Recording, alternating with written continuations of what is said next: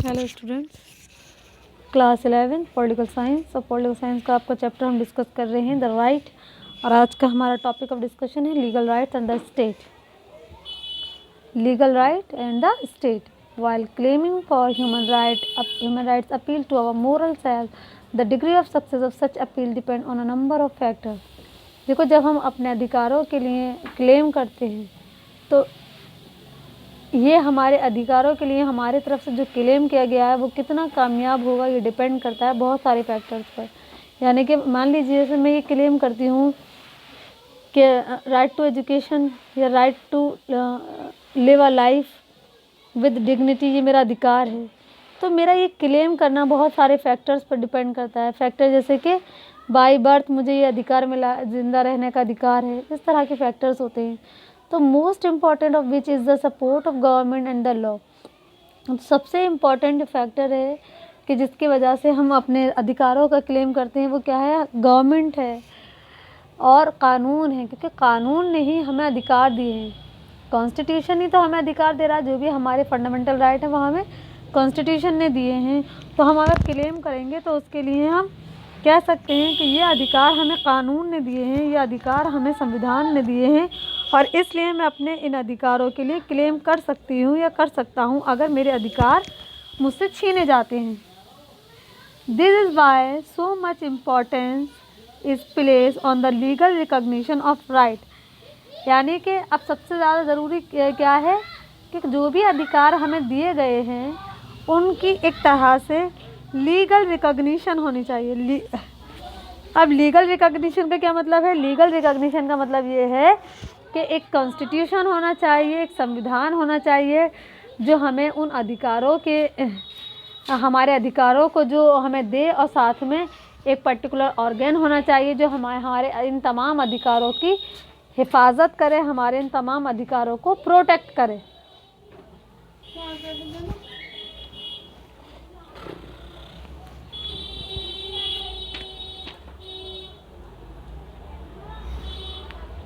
बोलना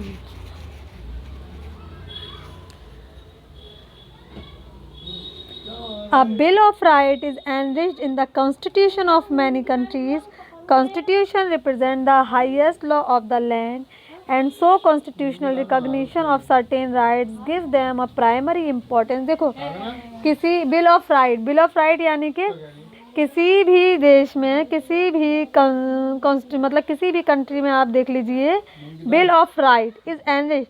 ये कॉन्स्टिट्यूशन जो है, कॉन्स्टिट्यूशन ने जो अधिकार दिए हैं तो वही अधिकार हम ऐसे हैं जिनके लिए हम क्लेम कर सकते हैं, जिनके ना अगर कोई उन अधिकारों को हमसे छीनने की कोशिश करे या अगर कोई हमारे उन अधिकारों को वायलेट करने की कोशिश करे तो कॉन्स्टिट्यूशन ही हमारे उन अधिकारों के वायलेशन को रोक सकता है। और कॉन्स्टिट्यूशन के मुताबिक क्या है कि सुप्रीम कोर्ट है जो अगर किसी का वो अधिकार वायलेट होते हैं जो कॉन्स्टिट्यूशन ने दिए हैं, यानी कि जिनको हम फंडामेंटल राइट कहते हैं, तो उनके वायलेशन को रोकने का अधिकार किसको है? उनके वायलेशन को रोकने का अधिकार है सुप्रीम कोर्ट को। तो constitution represent the highest law of the land, and so constitutional recognition of certain right give them a primary importance.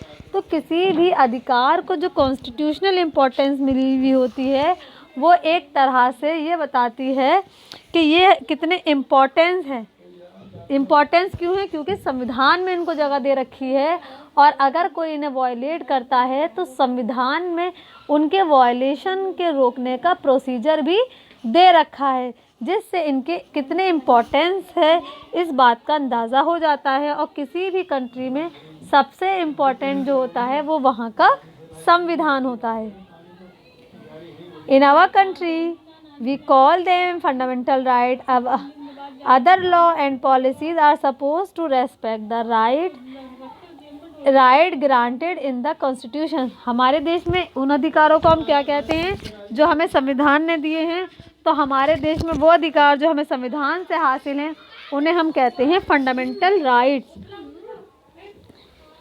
Other law and policies are support to respect the right granted in the constitution. और कुछ policies, कुछ law ऐसे बनाए गए हैं जो इस बात की गारंटी दिलाते हैं हमें और आपको कि हमारे फंडामेंटल राइट्स को कैसे प्रोटेक्ट किया जाएगा और कोई हमारे अधिकार हमसे छीन नहीं सकता। The rights mention in the constitution would be those which are consider to be the basic importance. और ये जो अधिकार है अगर हम देखें तो कॉन्स्टिट्यूशन ने जो हमें दिए हैं तो ये हमारे और आपके बेसिक सर्वाइवल के लिए बहुत ज़रूरी हैं। In some cases, these may be supplemented by claim which gain importance because of the particular history and the custom of a country. In India, for instance, we have a provision to ban untouchability which drew attention to the traditional social practice in the country. लेकिन कुछ ऐसे भी हैं, कुछ cases में ऐसा भी हुआ है कि जब हमने उन चीज़ों को कानून बनाकर अनकॉन्स्टिट्यूशनल करार दिया है जो हमें लगता है कि हमारे यहाँ पर वो सोशल या ट्रेडिशनल जो प्रैक्टिसेस थी जो गलत थी, तो उनको भी हमने कानून की मदद से, मतलब अब आपको इस बात से कॉन्स्टिट्यूशन की इम्पोर्टेंस का अंदाज़ा हो जाएगा। जैसे कि अनटचेबिलिटी, तो अनटचेबिलिटी पर अब कानून बन चुका है और बिल्कुल क्लियरली कॉन्स्टिट्यूशन ने इस चीज़ को मेंशन कर दिया है कि untouchability is an illegal offence, की गैर कानूनी प्रथा है और कोई अनटचेबिलिटी नहीं कर सकता। यहाँ अब अनटचेबिलिटी, अब आप सवाल उठता है कि अनटचेबिलिटी से राइट्स का क्या अधिकार है। अरे मान लीजिए अनटचेबिलिटी, फंडामेंटल राइट हमारे बहुत सारे हैं, जैसे कि राइट टू एजुकेशन हमारा फंडामेंटल राइट है। तो एजुकेशन हासिल करने के लिए हम स्कूल कॉलेज जाएंगे। अब वहाँ पर अगर अनटचेबिलिटी जैसी चीज़ को ख़त्म नहीं किया जाता और लोग वहाँ पर अनटचेबिलिटी जैसा बिहेव अभी भी कर रहे होते, तो जिन लोगों को हम मतलब हम तो नहीं कहेंगे, जिन लोगों को अनटचेबल जैसा जिनके साथ बिहेव किया जाता था, तो क्या वो आज बाकी दूसरे बच्चों के साथ बैठकर स्कूल कॉलेजेस में एजुकेशन हासिल कर पाते? नहीं कर पाते। तो फंडामेंटल राइट्स को फंडामेंटल राइट बनाने के लिए बहुत सारी चीज़ों को हटाया भी गया है।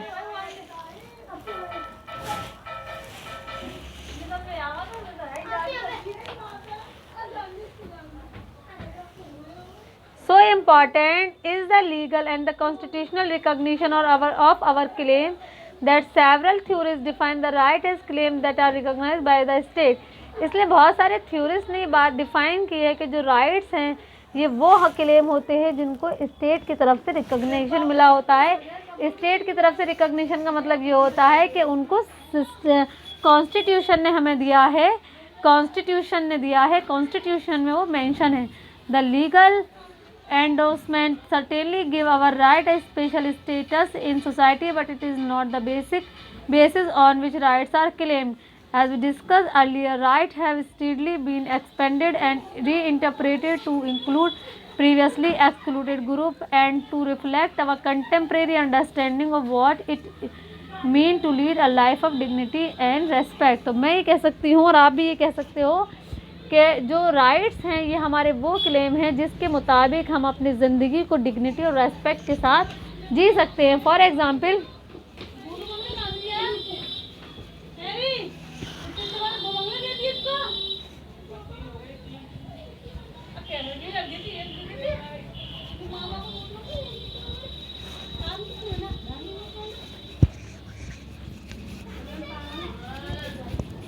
तो ये हमारे वो क्लेम हैं, जैसे मैंने अभी आपको बताया कि वो क्लेम है जिसके मुताबिक एक इंसान अपनी ज़िंदगी को राइट और डिग्निटी के साथ, इज्जत के साथ जीता है। जैसे कि मान लीजिए for example right to education, शिक्षा प्राप्त करना ये मेरा अधिकार है और इस अधिकार के ज़रिए मैं अपनी लाइफ को, ज़िंदगी को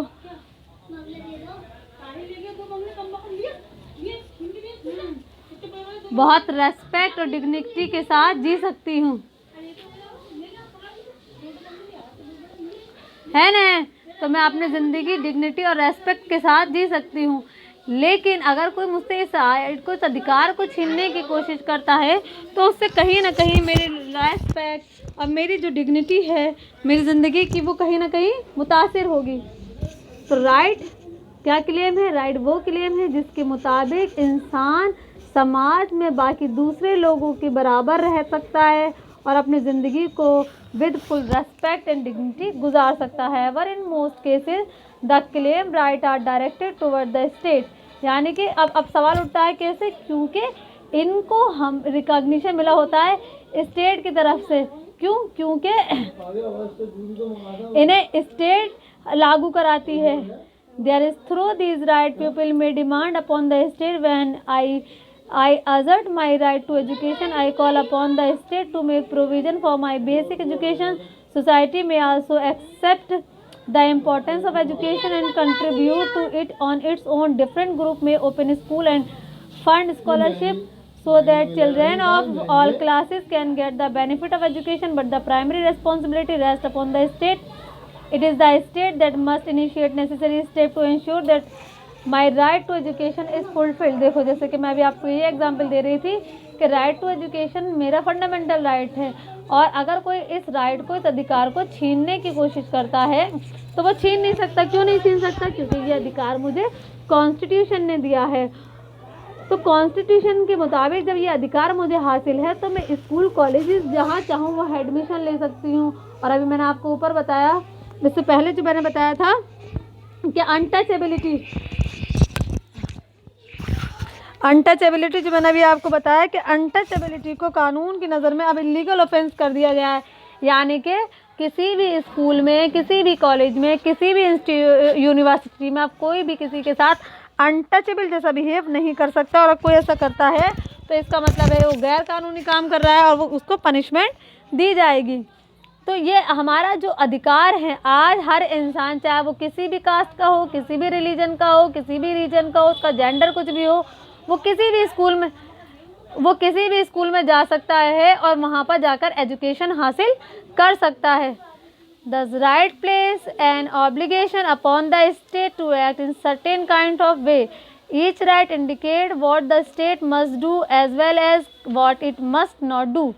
देखो, राइट यानी कि देखो हर स्टेट इन राइट्स को फॉलो कराती है बिल्कुल, लेकिन कुछ ऑब्लिगेशंस भी हैं। ऑब्लिगेशंस जैसे कि राइट टू स्पीच, बोलने का अधिकार, right to express my view and ideas. लेकिन ऑब्लिगेशंस क्या लगी हुई हैं कि हम कुछ भी ऐसी चीज़ एक्सप्रेस नहीं कर सकते जिससे सोसाइटी या समाज में लॉ ऑर्डर डिस्टर्ब हो। तो ये अधिकार, मुझे बोलने का अधिकार दिया है, लेकिन मुझे ये बोलने का अधिकार नहीं दिया कि मैं कुछ ऐसा बोलूं जिससे कि लॉ ऑर्डर डिस्टर्ब हो। अगर मैं अपने अधिकारों की बात करती हूं तो मुझे सामने वालों के लिए भी, जो सामने वालों के अधिकार है, मुझे उनका भी ख्याल रखना है। तो अधिकार हैं अगर, तो मेरी जिम्मेदारियां भी हैं कि मैं कुछ ऐसा ना करूं जिससे कि किसी दूसरे के अधिकारों को नुकसान पहुंचे। इस बात का मुझे ख़ास तौर से ध्यान रखना है। जैसे नीचे लिखा हुआ है, for instance my right to life oblige the state to make law that protect me from injury by others. देखो, राइट टू लाइफ, जीने का अधिकार। तो ये जो जीने का अधिकार है, हाँ मुझे जीने का अधिकार है। जीने का अधिकार यानी कि मैं अपनी ज़िंदगी की हिफाजत करूं। अगर कोई मुझे नुकसान पहुंचाने आ रहा है, कोई मुझे मारने आ रहा है, तो मैं अपनी हिफाजत करूं, ये मेरा अधिकार है। लेकिन ये बिल्कुल मेरी ये जिम्मेदारी भी है कि मैं किसी दूसरे की लाइफ में किसी तरह की रुकावट या रोड़ा ना बनूं। It calls upon the state to punish those who hurt me और हार्म मी। देखो, अगर कोई मुझे नुकसान पहुंचाने की कोशिश करता है तो स्टेट की जिम्मेदारी है कि उसको पनिश करे। लेकिन अगर वही चीज़ मुझ पर लागू हो जाती है, मैं किसी को नुकसान पहुंचाने की कोशिश करूंगी, तो वो स्टेट की जिम्मेदारी मुझे भी पनिश करने की है। तो जहां मैं अपनी लाइफ की प्रोटेक्ट कर रही हूँ, वहां मुझे दूसरे की लाइफ को भी प्रोटेक्ट करना है, ये मेरी जिम्मेदारी है। If a society feel that the right to life means right to a good quality of life, it expects that the state to pursue policies that provide for clean environment along with our other conditions that may be necessary for a healthy life. In other words, my right here place certain obligations upon the state to act in a certain way. जैसे कि एक साफ़ सुथरे environment में सांस लेना और जीने की जीने का अधिकार है मुझे। और इसमें ये कहेंगे कि एनवायरमेंट की प्रोटेक्ट करने की जिम्मेदारी स्टेट की है, लेकिन ये मेरी भी जिम्मेदारी है कि मैं भी एनवायरनमेंट को पॉल्यूट ना करूं। ये मेरी भी जिम्मेदारी है कि मैं एक हेल्दी लाइफ जीऊं और एनवायरनमेंट को प्रोटेक्ट करूं, एनवायरनमेंट में किसी भी तरह का पॉल्यूशन क्रिएट ना करूं। तो जिस तरह मैं अपने अधिकारों की डिमांड करती हूं, उसी तरह मुझे दूसरों के प्रति मेरी क्या जिम्मेदारी है, उनका भी मुझे ख्याल रखना है। तो rights not only indicate what the state must do, they also suggest what the state must refrain from doing. My right to liberty as a person, for instance, suggests that the state cannot simply arrest me at its own will. तो जैसे कि liberty of a person, right to liberty यानी कि आज़ादी का अधिकार, तो मुझे आज़ादी का अधिकार है, आपको भी आज़ादी का अधिकार है, लेकिन आज़ादी का अधिकार का ये मतलब बिल्कुल नहीं है कि मैं आज़ाद होकर सोसाइटी में घूमूं और बाकी सोसाइटी के दूसरे लोगों को नुकसान पहुंचाऊं। तो अगर मैं अपनी लिबर्टी की और ये कहूँ कि भाई मेरी मर्ज़ी, नहीं, मैं अपनी लिबर्टी की बात कर रही हूँ कि राइट टू लिबर्टी मेरा अधिकार है, तो सामने वाले का भी तो मुझे सोचना है कि राइट टू लिबर्टी उसका भी अधिकार है, वो भी इसी समाज का हिस्सा है। तो if it wish to put me behind bar, it must be defend the action. It must give reason for certainly by liberty before a judicial court that this is why the police are required to produce arrest warrant before taking me away. My right does place certain constraint upon the state action. मान लीजिए अगर मैं अपने अधिकारों की दुहाई देकर किसी भी तरह का कोई भी प्रॉब्लम क्रिएट करती हूँ सोसाइटी में, या दूसरों के अधिकारों में रुकावट डालने की कोशिश करती हूँ, दूसरों के अधिकार उसकी वजह से उनमें किसी भी तरह की प्रॉब्लम क्रिएट हो रही है, तो पुलिस है, स्टेट है, वो मुझे अरेस्ट कर सकती है और उसके लिए स्टेट कोई भी एक्शन ले सकती है।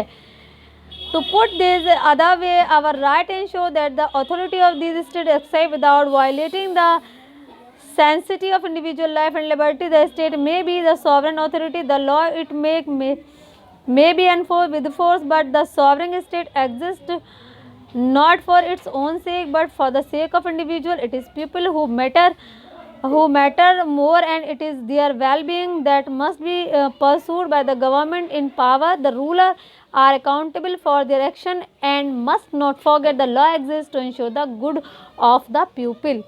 अब देखो स्टेट जैसे कि लिखा है, our right ensure that the authority of, हमारे राइट की श्योरिटी दिलाना, गारंटी दिलाने की जिम्मेदारी, उनको वायलेशन से रोकना की जिम्मेदारी स्टेट की है, बिल्कुल। लेकिन जब मेरे राइट वायलेट हो रहे होंगे तो तब स्टेट मेरे वायलेशन को रोकेगी, उसके लिए सुप्रीम कोर्ट है। लेकिन अगर मेरी वजह से किसी के अधिकार वायलेट होंगे तो मुझे अरेस्ट करने के लिए पुलिस भी है ना, क्योंकि स्टेट एक सॉवरेन अथॉरिटी है। सॉवरेन अथॉरिटी का मतलब ये हुआ कि स्टेट इज़ इंडिपेंडेंट, मतलब वो अपने इंटरनल और एक्सटर्नल मैटर्स में इंटरफियर है, इंटरनल और एक्सटर्नल मैटर्स में बिल्कुल इंडिपेंडेंट है और वो इंडिपेंडेंटली अपने डिसीजंस ले सकती है।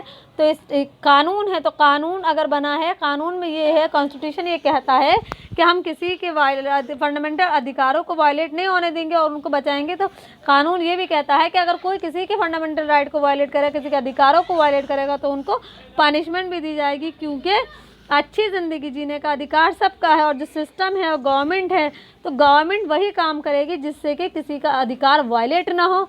और वायलेशन अगर हो रहा है तो गवर्नमेंट को ऐसे कौन से काम करने हैं जिससे उस वायलेशन को रोका जाए। और वो गवर्नमेंट के कौन से काम है कि गवर्नमेंट का एक ऑर्गन है जिसको हम कहते हैं जुडिशरी, जो इन वायलेशन को रोकता है और उसके लिए वो रिट इशू करता है। नेक्स्ट टॉपिक है आपका kinds of right. This topic I will discuss in next video. Thank you very much.